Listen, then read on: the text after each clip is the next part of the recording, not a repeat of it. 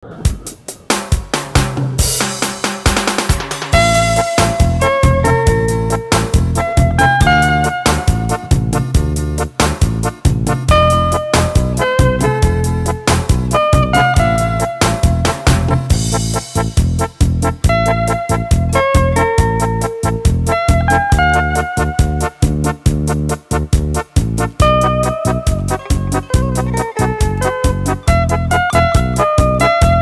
jeep na yun, di ang buklaw. Layo-layo pang biyahe. Madalang lang ang jeep dito nga pala mga ka-expo. Kasi malalayo ang bayan dito. Barangay din para din nasa probinsya. Tayo, malalayo. Pero dito, malang pamasahe dito.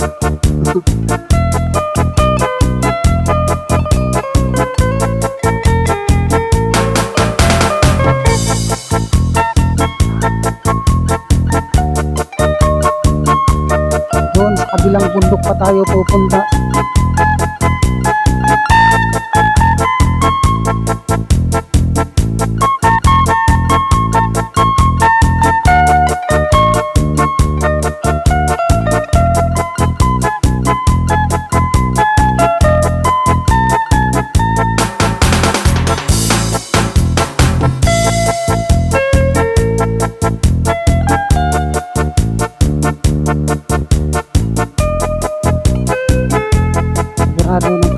Bagong ano ito, drive pra-practice drive ng sasakyan nila.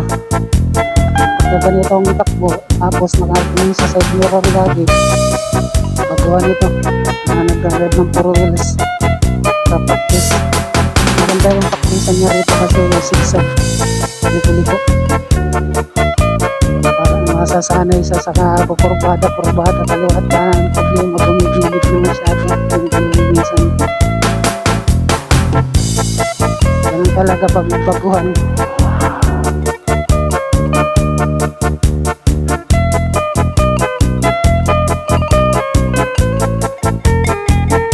Hindi tayo maka-overtake mga explore kasi alam mo naman dito kurbada.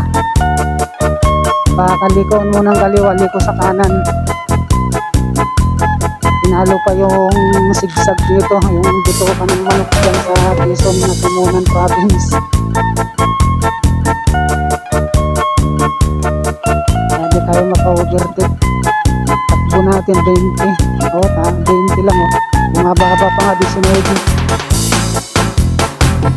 Kailangan tayo mag-overtake dahil kurbada. Liko-liko. Bigla na mabulaga ang masasakyan.